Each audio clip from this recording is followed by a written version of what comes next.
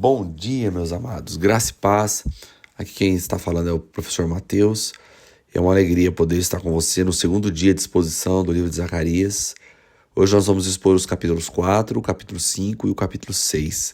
Espero que você tenha feito uma boa leitura.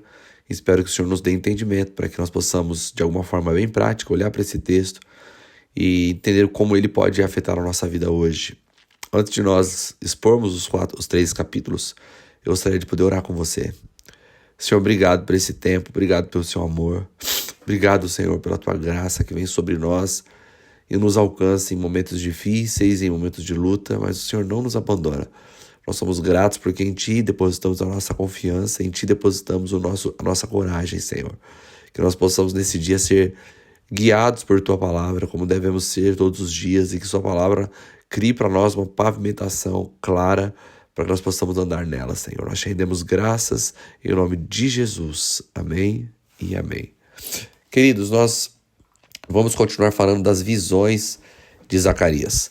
Agora nós estamos no capítulo 4 e Zacarias tem outra visão. A visão de Zacarias agora é de um candelabro. Ele é chamado pelo Senhor, o Senhor despertou, acordou ele, provavelmente ele estava dormindo, caiu num sono pesado depois das outras visões, e agora o anjo o acorda e pede para que ele diga o que ele está vendo. O que ele está vendo é o seguinte: ele está vendo um candelabro de ouro maciço com um recipiente para o azeite na parte superior e 7 lâmpadas com 7 tubos para as lâmpadas. E aí o que ele vê também? Há 2 oliveiras junto ao recipiente, uma à sua direita e outra à sua esquerda. E aí ele perguntou para o anjo o que significavam essas coisas. E o anjo vai perguntar para ele se ele entende, ele diz que não. E aí o anjo começa a trazer algumas palavras para ele. No verso 6 ele vai dizer assim, ó: então ele me disse, esta é a palavra do Senhor para Zorobabel. Zorobabel é quem está governando esse processo agora. Ele é um governante dentro do povo, é judeu também. E ele está exercendo esse papel de governo sobre esses que voltaram para a terra. Ele tá sendo responsável pela reconstrução do templo.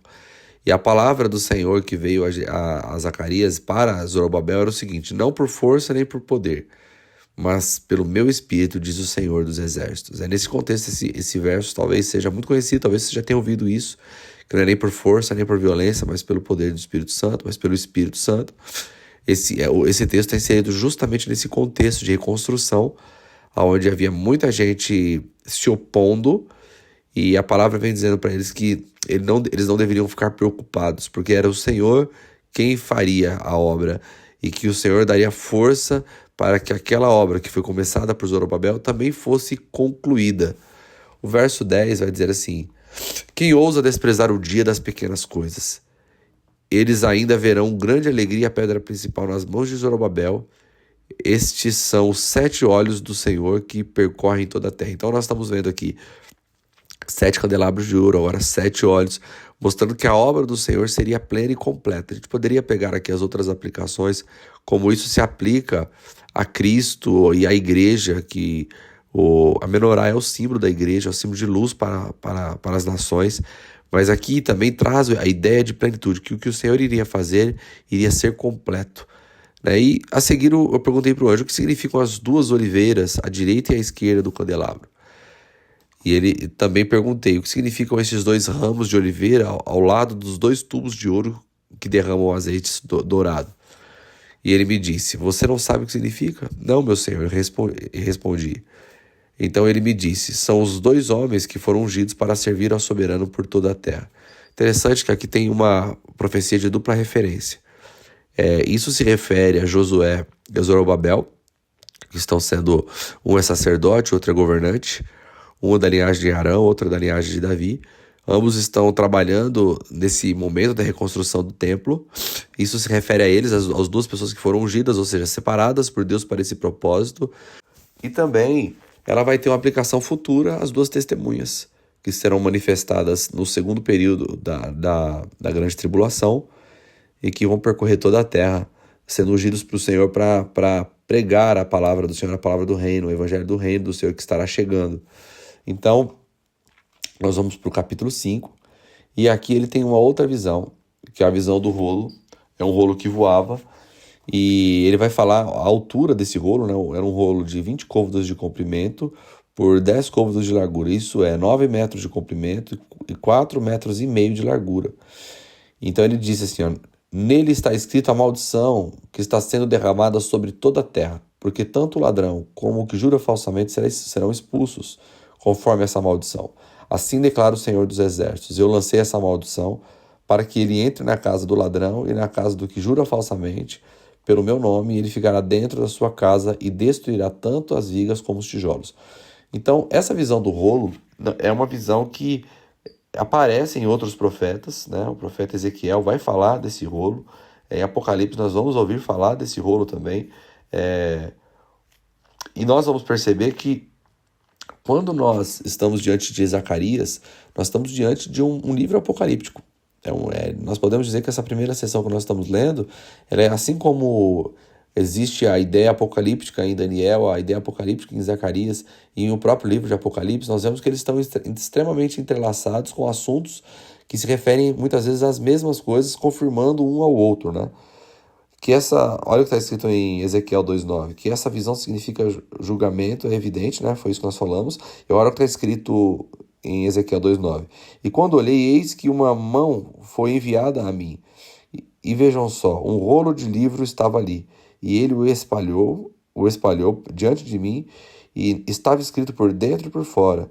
E ali estava escrita lamentações e pranto. Então ele está falando de julgamento. Aqui nesse caso tem uma aplicação para aquele momento, porque provavelmente o problema na volta para casa, para a volta para Jerusalém, eles estariam enfrentando pessoas que mentiam e pessoas que roubavam. E o Senhor vem resolver trazendo integridade para que possa ser estabelecido a bênção sobre eles. Então a maldição vem para corrigir o que está sendo um empecilho para que a bênção se estabeleça. Então, naquele momento, o problema era a falta de integridade. Então ele vai ter agora uma outra visão. Em seguida, o anjo falava comigo, se adiantou e me disse, olhe e veja o que vem surgindo. Perguntei o que era aquilo e ele me respondeu, é um recipiente, né, uma efa, um lugar onde eles guardavam trigo e outras coisas também. Aí está o pecado de todo o povo da terra. Então a tampa de chumbo foi levantada e dentro do recipiente estava sentada uma mulher. Ele disse, esta é a impiedade, ou maldade em outras versões. Depois empurrou-a para dentro do recipiente, fechando-a de novo com a tampa de chumbo. Ergui novamente os meus olhos e vi chegarem à minha frente 2 mulheres com asas como de cegonha. O vento impeliu suas asas e elas ergueram o recipiente entre a terra e o céu. Perguntei ao anjo que falava comigo, para onde estão levando o recipiente? E ele respondeu, para a terra de Sinear, que é a Babilônia, onde vão construir uma casa para ele, para o recipiente. Quando ficar pronto, o recipiente será colocado ali no seu pedestal. Então aqui nós temos a visão de pecados dentro de uma efa, dentro de um recipiente. Nós temos dentro do recipiente uma mulher que é chamada de maldade, ela é a representação da iniquidade, assim como o anticristo também é a representação da iniquidade. Ela é a representação de todos os problemas, da maioria dos problemas de idolatria daquele tempo, que eram problemas relacionados a Deus, às mulheres e normalmente com cultos que envolviam sexo. E ele diz o seguinte, vamos colocar tanto essa idolatria quanto esse pecado e vamos mandar de volta para a Sinear. Ou seja, o povo vem da Babilônia, vem trazendo costumes e pecados que eles aprenderam na Babilônia e agora isso é encerrado dentro de um recipiente devolvido para o seu lugar, que é a Babilônia. Lógico que isso também tem uma aplicação futura, isso também fala do que Deus fará, isso também fala da Babilônia, que além de ser um lugar geográfico que foi destruído, ela também é um sistema mundial de idolatria, de abominações, e o Senhor mostra que ele está à frente e que um dia isso tudo isso acabará, isso cessará. Por fim, o nosso último capítulo de hoje vai falar sobre 4 carruagens. E aqui nós vamos ter uma visão de juízo. Eu olhei e vi diante de mim 4 carruagens que saíram do meio de 2 montanhas de bronze.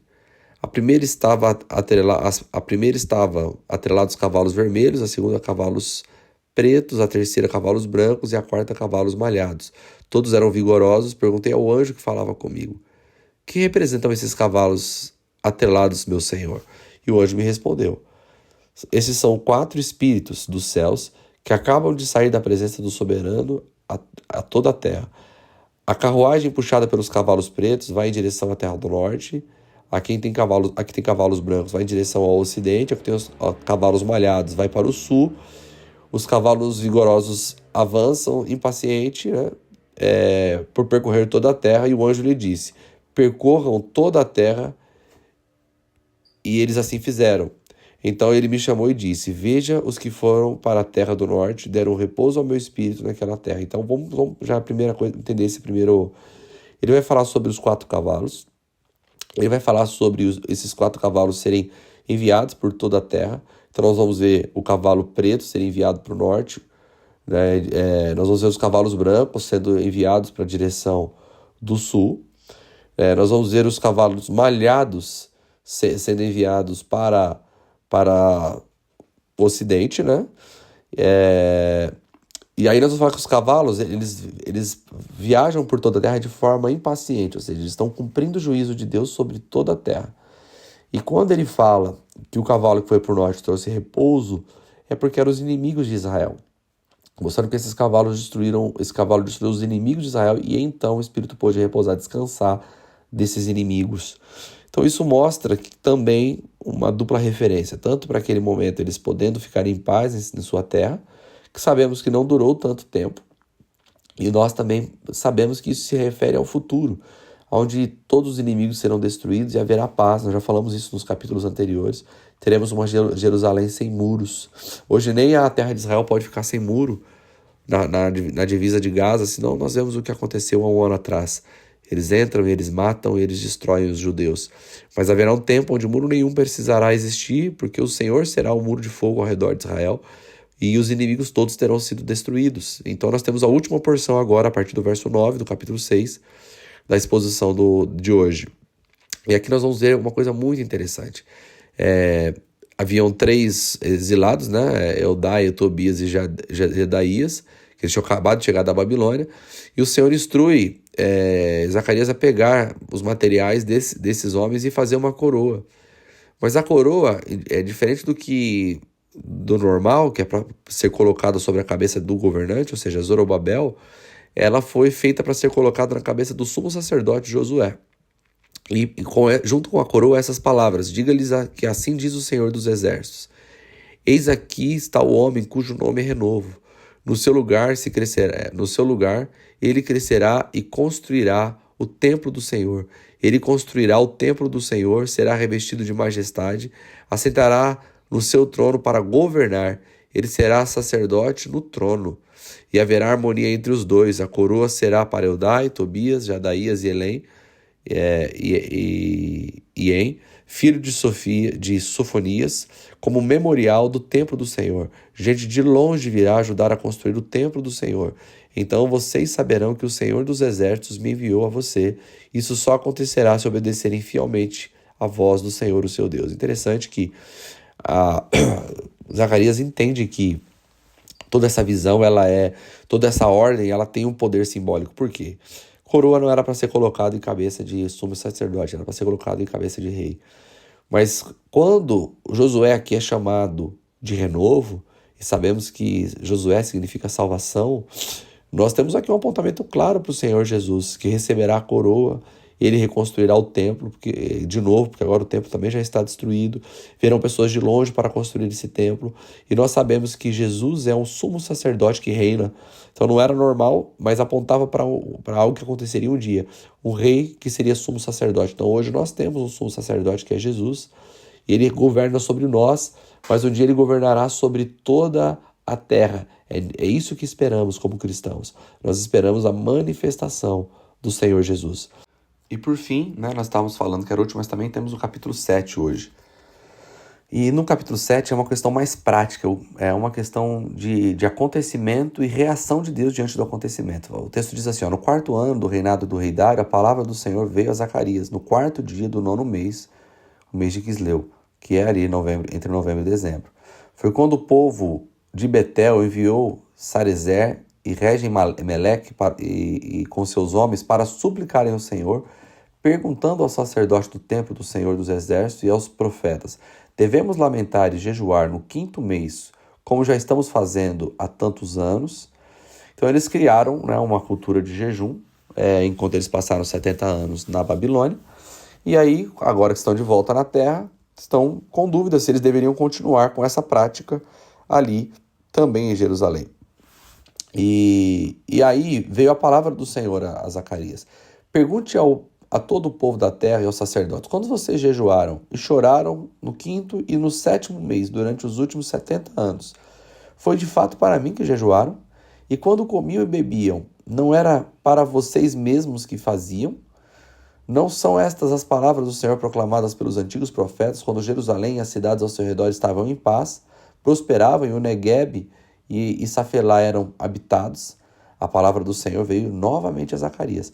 E aí o Senhor confrontou eles, dizendo assim: administrem verdadeiramente a justiça, mostrem misericórdia, compaixão para com os outros, não oprimam a viúva, nem o órfão, nem o estrangeiro, nem o necessitado. Não trame maldades uns contra os outros no coração. E aí ele está mostrando que não era com isso que Deus estava preocupado. Os antepassados deles tinham sido enviados para a Babilônia, não porque deixavam de fazer um jejum ou por causa disso, é porque eles se tornaram injustos.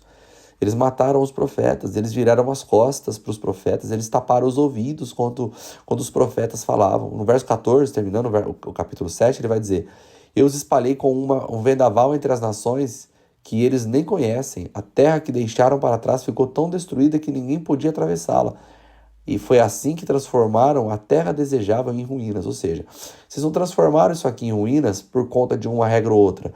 É porque vocês abandonaram a justiça e perderam o entendimento do verdadeiro caráter da lei. E aqui nós terminamos, né, o último capítulo de hoje, capítulo 7, dizendo a você que você guarde o teu coração da maldade. Nós percebemos que o Senhor, ele exige de nós, exige do seu povo integridade, palavras verdadeiras, se contentando com aquilo que é nosso. Nós vimos no capítulo 6, o final do capítulo 6, que o nosso Senhor Jesus um dia reinará sobre toda a terra. E você fará parte desse governo, o Senhor reinará com você, e que você possa ser nutrido de um grande desejo de participar do que Deus está fazendo. Tem uma oração que eu tenho feito, que é que o Senhor não me deixe de fora de nada que Ele queira fazer na minha geração. Mas eu expando a minha oração lendo o livro de Zacarias, dizendo: Senhor, não me deixe de fora do que o Senhor está fazendo na minha geração, e não me deixe de fora do que o Senhor fará, e que o Senhor deixou claro na sua palavra que fará, quando o Senhor trará paz sobre toda a terra. Que esse seja o desejo do nosso coração, que você tenha um lindo dia.